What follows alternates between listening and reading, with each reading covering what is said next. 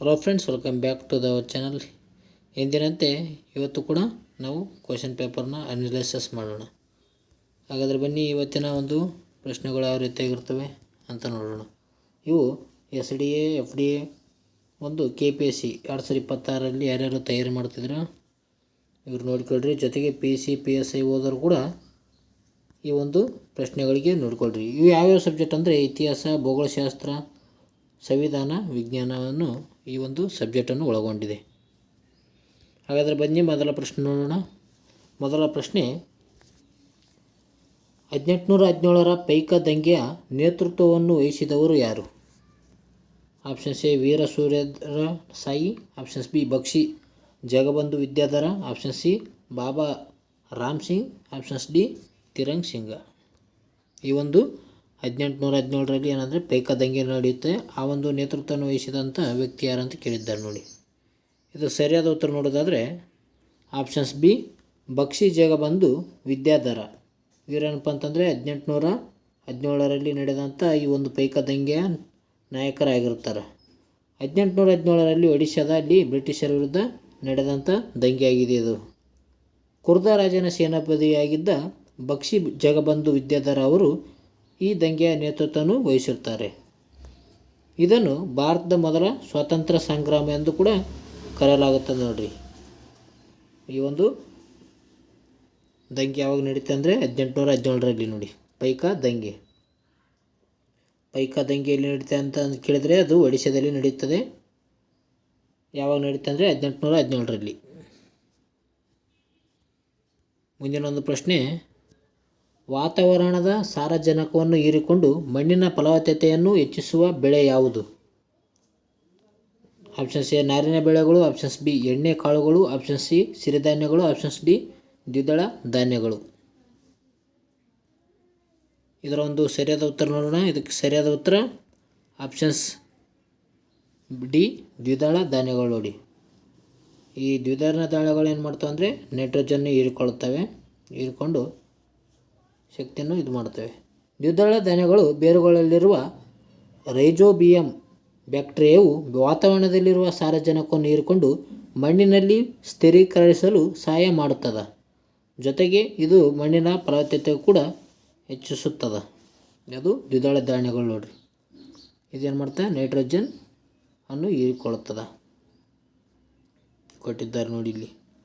ರೈಜೋಬಿಯಂವನ್ನು ಕೂಡ ಅವು ವಾತಾವರಣದಲ್ಲಿ ತಗೊತದ. ಅದೇ ರೀತಿಯಾಗಿ ನಾನು ಕಮಿಟಿ ಬಾಕ್ಸ್ನಲ್ಲಿ ಹಾಕಿದ್ದೆ, ನೀರಿನ ಸಾಗಾಣಿಕೆ ಮಾಡುವಂಥ ಒಂದು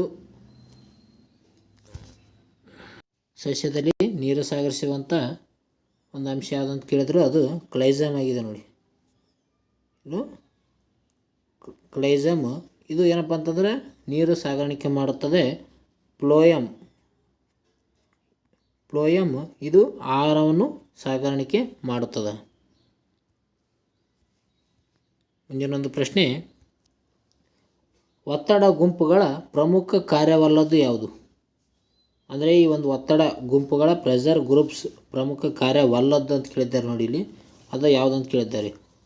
ಆಪ್ಷನ್ಸ್ ಎ ಸಂಸದರ ಮೇಲೆ ಪ್ರಭಾವ ಬೀರುವುದು, ಆಪ್ಷನ್ಸ್ ಬಿ ಚುನಾವಣೆಯಲ್ಲಿ ಸ್ಪರ್ಧಿಸುವುದು, ಆಪ್ಷನ್ ಸಿ ಸಾರ್ವಜನಿಕ ಅಭಿಪ್ರಾಯವನ್ನು ರೂಪಿಸುವುದು, ಆಪ್ಷನ್ಸ್ ಡಿ ಗುಂಪಿನ ಹಿತಾಸಕ್ತಿ ಕಾಪಾಡುವುದು. ಇದಕ್ಕೆ ಸರಿಯಾದ ಉತ್ತರ ಆಪ್ಷನ್ಸ್ ಬಿ ಚುನಾವಣೆಯಲ್ಲಿ ಸ್ಪರ್ಧಿಸುವುದಾಗಿದೆ ನೋಡಿ. ಆಪ್ಷನ್ಸ್ ಬಿ ಚುನಾವಣೆಯಲ್ಲಿ ಸ್ಪರ್ಧಿಸುವುದು ಈ ಒತ್ತಡ ಗುಂಪುಗಳ ಒಂದು ಕಾರ್ಯವಲ್ಲಾಗಿದೆ. ಕಾರ್ಯ ಇರೋದಿಲ್ಲ ಚುನಾವಣೆಯಲ್ಲಿ ಸ್ಪರ್ಧಿಸುವುದು. ಒತ್ತಡ ಗುಂಪುಗಳು ಇವು ಯಾವಪ್ಪ ಅಂತಂದ್ರೆ ರೈತ ಸಂಘಗಳಾಗಿರ್ಬೋದು, ಕಾರ್ಮಿಕ ಸಂಘಗಳಾಗಿರ್ಬೋದು. ಈ ರೀತಿಯ ಒಂದು ಸಂಘಟನೆಗಳಿಗೆ ಒತ್ತಡ ಗುಂಪುಗಳೆಂದು ಕರೀತಾರೆ. ಇವು ಸರ್ಕಾರದ ನೀತಿಗಳ ಮೇಲೆ ಪ್ರಭಾವ ಬೀರುತ್ತವೆ. ಜೊತೆಗೆ ಆದರೆ ಇವು ರಾಜಕೀಯ ಪಕ್ಷಗಳಂತೆ ಚುನಾವಣೆಯಲ್ಲಿ ನೇರವಾಗಿ ಸ್ಪರ್ಧಿಸುವುದಿಲ್ಲ.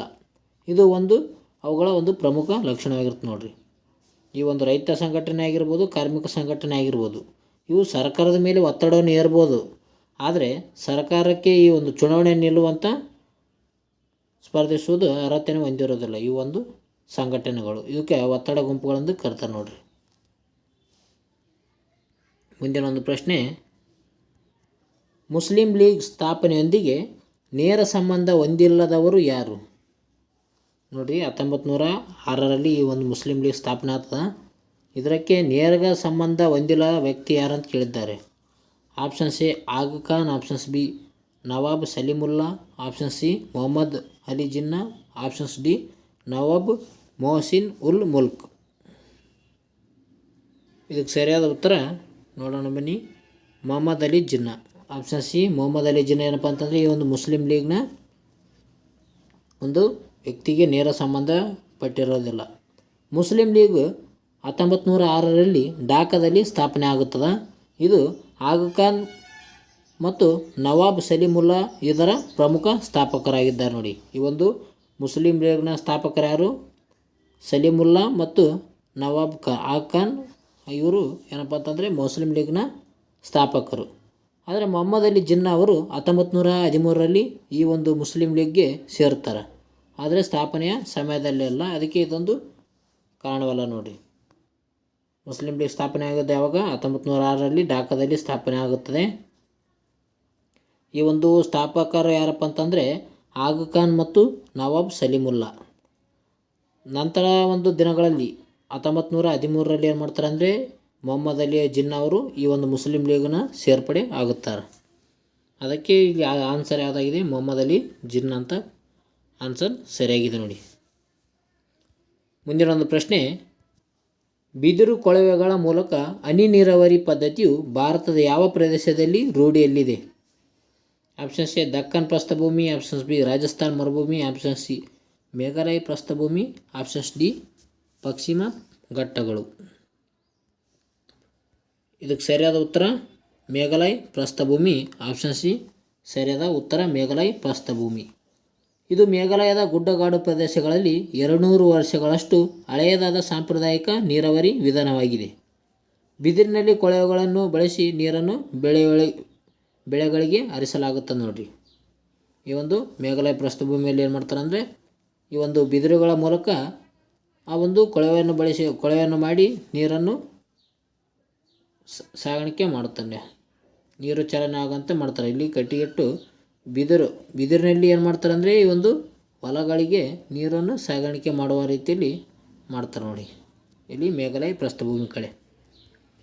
ಮುಂದಿನ ಒಂದು ಪ್ರಶ್ನೆ, ಬ್ರಿಟಿಷ್ ಸೇನೆಯು ಒಡಿಶಾದ ಬಾರಾಬತ್ ಕೋಟೆಯನ್ನು ವಶಪಡಿಸಿಕೊಂಡ ದಿನಾಂಕ ಯಾವುದು? ಬಾರಾಬತ್ ಕೋಟೆಯನ್ನು ವಶಪಡಿಸಿಕೊಂಡ ದಿನಾಂಕ ಯಾವುದಂತೂ ಕೊಟ್ಟಿದ್ದಾರೆ. ಬ್ರಿಟಿಷರು ಯಾವಾಗ ಒಂದು ಬಾರಾಬತ್ ಕೋಟೆಯನ್ನು ವಶಪಡಿಸಿಕೊಳ್ಳುತ್ತಾರೆ? Options A 24 September 1803, options B October 14, 1803, option C October 13, 1803, options D October 10, 1803. ಇದಕ್ಕೆ ಸರಿಯಾದ ಉತ್ತರ ಆಪ್ಷನ್ಸ್ ಬಿ. ನೋಡಿ, ಆಪ್ಷನ್ಸ್ ಬಿ ಅಕ್ಟೋಬರ್ 14, 1803ರಲ್ಲಿ ಈ ಒಂದು ಬ್ರಿಟಿಷರು ವಶಪಡಿಸಿಕೊಳ್ತಾರೆ. ನೋಡಿ, ಬಾರಾಕೋಟನ್ನು. ಕರ್ನಲ್ ಹಾಕೋರ್ಟ್ ನೇತೃತ್ವದ ಬ್ರಿಟಿಷ್ ಪಡೆಯು 14 ಅಕ್ಟೋಬರ್ 1803ರಂದು ಬಾರಾಬತ್ ಕೋಟೆಯನ್ನು ವಶಪಡಿಸಿಕೊಳ್ಳುತ್ತದೆ. ಇದು ಒಡಿಶಾದ ಇತಿಹಾಸದಲ್ಲಿ ಪ್ರಮುಖ ಘಟನೆಯಾಗಿದೆ. ನೋಡಿ, ಈ ಒಂದು ಬಾರಾಬತ್ ಕೋಟೆಯಲ್ಲಿ ಕಂಡುಬರ್ತದೆ ಅಂದರೆ ಒಡಿಶಾದಲ್ಲಿ ಕಂಡುಬರ್ತದೆ. ಇದು 1803ರಲ್ಲಿ ಈ ಒಂದು ಅಕ್ಟೋಬರ್ 14ರಂದು ಈ ಒಂದು ಪ್ರದೇಶವನ್ನು ಬ್ರಿಟಿಷರು ಆಕ್ರಮಿಸಿಕೊಳ್ಳುತ್ತಾರೆ. ಮುಂದಿನ ಒಂದು ಪ್ರಶ್ನೆ, ಭಾರತದ ಯಾವ ಕರಾವಳಿಯು ಅತಿ ಹೆಚ್ಚು ಹಿನ್ನೀರನ್ನು ಸರೋವರವನ್ನು ಕಂಡುಬರುತ್ತದೆ? ನೋಡಿ, ಭಾರತದಲ್ಲಿ ಅತಿ ಹೆಚ್ಚು ಹಿನ್ನೀರು ಸರೋವರಗಳು ಕಂಡುಬರುವಂಥ ಯಾವ ಒಂದು ಕರಾವಳಿಯಲ್ಲಿ ಕಂಡುಬರ್ತಂತ ಕೊಟ್ಟಿದ್ದಾರೆ. ಆಪ್ಷನ್ಸ್ ಎ ಕೊಂಕಣ ಕರಾವಳಿ, ಆಪ್ಷನ್ಸ್ ಬಿ ಮಲಬಾರ್ ಕರಾವಳಿ, ಆಪ್ಷನ್ಸ್ ಸಿ ಕೋರಮಂಡಲ್ ಕರಾವಳಿ, ಆಪ್ಷನ್ಸ್ ಡಿ ಒಡಿಶಾ ಕರಾವಳಿ. ಇದಕ್ಕೆ ಸರಿಯಾದ ಉತ್ತರ ಆಪ್ಷನ್ಸ್ ಬಿ ಮಲಬಾರ್ ಕರಾವಳಿ. ಮಲಬಾರ್ ಕರಾವಳಿಯಲ್ಲಿ ಈ ಹಿನ್ನೀರು ಕಂಡುಬರ್ತವೆ. ನೋಡಿ, ಕೇರಳದ ಮಲಬಾರ್ ಕರಾವಳಿಯಲ್ಲಿ ಹಿನ್ನೀರು ಸರೋವರಗಳು ಹೆಚ್ಚಾಗಿ ಕಂಡುಬರ್ತವೆ. ಸ್ಥಳೀಯವಾಗಿ ಇವುಗಳನ್ನು ಕಾಯಲ್ ಎಂದು ಕೂಡ ಕರೆಯುತ್ತಾರೆ. ಕಾಯಲ್ ಎಂದು ಕರೀತಾರೆ. ನೋಡಿರಿ, ಇವಕ್ಕೆ ಸ್ಥಳೀಯವಾಗಿ. ಉದಾಹರಣೆಗೆ ವೆಂಬನಾಡು ಸರೋವರ ಈ ಒಂದು ಮಲಬಾರ್ ಕರಾವಳಿ ಅತಿ ಹೆಚ್ಚು ಹಿನ್ನೀರು ಸರೋವರವೊಂದು ಹೊಂದಿದೆ. ಮುಂದಿನ ಒಂದು ಪ್ರಶ್ನೆ, ರೇಗೋರ್ ಮಣ್ಣು ಎಂದು ಯಾವ ಮಣ್ಣನ್ನು ಕರೆಯುತ್ತಾರೆ? ಆಪ್ಷನ್ಸ್ ಎ ಕೆಂಪು ಮಣ್ಣು, ಲ್ಯಾಟ್ರೈಟ್ ಮಣ್ಣು, ಮೆಕ್ಕಲು ಮಣ್ಣು, ಕಪ್ಪು ಮಣ್ಣು. ರೇಗೋರ್ ಮಣ್ಣು ಅಂತ ಯಾವ ಮಣ್ಣು ಕರೀತಾರೆ ಅಂತ ಕೇಳಿದ್ದಾರೆ. ನೋಡಿ, ಇದಕ್ಕೆ ಸರಿಯಾದ ಉತ್ತರ ಆಪ್ಷನ್ಸ್ ಡಿ ಕಪ್ಪು ಮಣ್ಣು.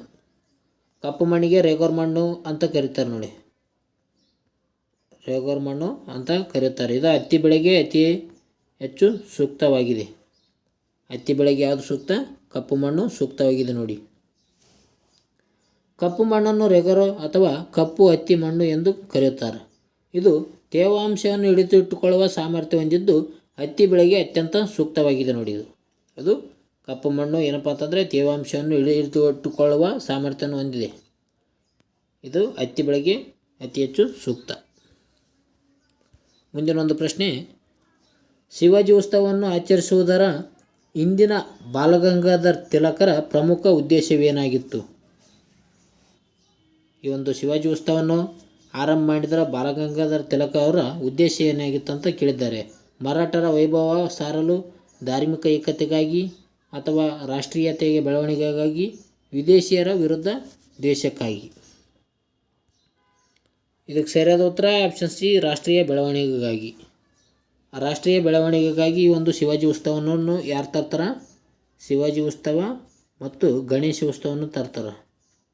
ಯಾರಂದರೆ ಬಾಲಗಂಗಾಧರ್ ತಿಲಕ್ ಅವರು. ಗಣೇಶ ಉತ್ಸವ ಮತ್ತು ಶಿವಾಜಿ ಉತ್ಸವವನ್ನು ಮಹಾರಾಷ್ಟ್ರದಲ್ಲಿ ತರುತ್ತಾರೆ ನೋಡಿ. ಜನರಲ್ಲಿ ರಾಷ್ಟ್ರೀಯತೆ, ಒಗ್ಗಟ್ಟು ಮತ್ತು ಸ್ವಾತಂತ್ರ್ಯ ಹೋರಾಟದ ಕಿಚ್ಚನ್ನು ಹೆಚ್ಚಿಸಲು ತಿಲಕರು ಗಣೇಶ ಮತ್ತು ಶಿವಾಜಿ ಉತ್ಸವಗಳನ್ನು ಸಾರ್ವಜನಿಕವಾಗಿ ಆಚರಿಸಲು ಪ್ರಾರಂಭ ಮಾಡುತ್ತಾರೆ. ಇಲ್ಲಿ ಮಹಾರಾಷ್ಟ್ರದಲ್ಲಿ ಈ ಒಂದು ಗಣೇಶ ಮತ್ತು ಶಿವಾಜಿ ಉತ್ಸವವನ್ನು ಜಾರಿ ಮಾಡ್ತಾರೆ ನೋಡ್ರಿ ಬಾಲಗಂಗಾಧರ್ ತಿಲಕ್ ಅವರು. ಮುಂದಿನ ಒಂದು ಪ್ರಶ್ನೆ, ಕ್ರೋಮೈಟ್ ಉತ್ಪಾದನೆಯಲ್ಲಿ ಭಾರತದಲ್ಲಿ ಪ್ರಥಮ ಸ್ಥಾನದಲ್ಲಿರುವ ರಾಜ್ಯ ಯಾವುದು? ಕ್ರೋಮೈಟ್ ಉತ್ಪಾದನೆಯಲ್ಲಿ ಪ್ರಥಮ ಸ್ಥಾನದಲ್ಲಿರುವ ರಾಜ್ಯ ಯಾವುದು ಅಂತ ಕೇಳಿದ್ದಾರೆ. Options A Karnataka, options B Jharkhand, option C Odisha, options D Chhattisgarh. Chromite ಉತ್ಪಾದನೆಯಲ್ಲಿ ಪ್ರಥಮ ಸ್ಥಾನದಲ್ಲಿರುವ ರಾಜ್ಯ ಸರಿಯಾದ ಉತ್ತರ ಒಡಿಶಾ ನೋಡಿ. Option C Odisha. ಒಡಿಶಾ ಏನಪ್ಪ ಅಂತಂದರೆ ಕ್ರೋಮೈಟ್ ಉತ್ಪಾದನೆಯಲ್ಲಿ ಮೊದಲ ಸ್ಥಾನದಲ್ಲಿದೆ. ಭಾರತದ ಒಟ್ಟು ಕ್ರೋಮೈಟ್ ಉತ್ಪಾದನೆಯಲ್ಲಿ ಒಡಿಶಾ ರಾಜ್ಯವು ಸಿಂಹ ಪಾಲನ್ನು ಹೊಂದಿದೆ. ಅಂದರೆ ಸುಮಾರು 90% ಒಡಿಶಾದ ಕ್ರೋಮೈಟ್ ಕಂಡುಬರ್ತದೆ ಇಲ್ಲಿ ಒಡಿಶಾದಲ್ಲಿ. ಸುಕಿಂದ ಕಣಿವೆ ಕ್ರೋಮೈಟ್ ನಿಕ್ಷೇಪಗಳಿಗೆ ಪ್ರಸಿದ್ಧ ಆಗಿದೆ ನೋಡಿ. ಯಾವುದು? ಸುಕಿಂದ ಕಣಿವೆ. ಈ ಒಂದು ಸುಕಿಂದ ಕಣಿವೆ ಏನಪ್ಪ ಅಂತಂದ್ರೆ ಕ್ರೋಮೈಟ್ ನಿಕ್ಷೇಪಗಳಲ್ಲಿ ಪ್ರಸಿದ್ಧವನ್ನು ಪಡೆದುಕೊಂಡಿದೆ ನೋಡಿ. ಇಲ್ಲಿಗೆ ಈ ಒಂದು ಟೆಸ್ಟ್ ಸೀರೀಸ್ ಮುಗಿಯುತ್ತೆ. ಎಲ್ಲರಿಗೂ ಧನ್ಯವಾದಗಳು friends. All the best your exam. ಯಾರ್ಯಾರು ಈ ಒಂದು ವಿಡಿಯೋ ಇಷ್ಟ ಆಗಿತ್ತಂದ್ರೆ ಬೇಗನೆ ಒಂದು ಲೈಕ್ ಬಟನ್ನ ಪ್ರೆಸ್ ಮಾಡಿ, ಜೊತೆಗೆ ಸಬ್ಸ್ಕ್ರೈಬ್ ಕೂಡ ಆಗಿ ಹೊಸಬರಾದರೆ. ಜೊತೆಗೆ ನಿಮ್ಮ ಫ್ರೆಂಡ್ಗಳು ಕೂಡ ಈ ಒಂದು ವಿಡಿಯೋನ ಶೇರ್ ಮಾಡಿ. ಈ ವಿಡಿಯೋ ಏನಾದರೂ ಇಷ್ಟ ಆಗಿತ್ತಂದರೆ ಬೇಗನೆ ಒಂದು ಸೂಪರ್ ಅಂತ ಕಮೆಂಟ್ ಹಾಕಿ. ನಾವು ಹೆಚ್ಚಿನ ವಿಡಿಯೋ ಮಾಡೋಣ, ಇನ್ನು ಹೆಚ್ಚಿನ ಕ್ವಶನ್ಗಳನ್ನು ಕೂಡ ತರೋಣ. ಓಕೆ ಫ್ರೆಂಡ್ಸ್, ಮುಂದಿನ ವಿಡಿಯೋದಲ್ಲಿ ಸಿಗೋಣ. ಟೇಕ್ ಕೇರ್, ಬಾಯ್.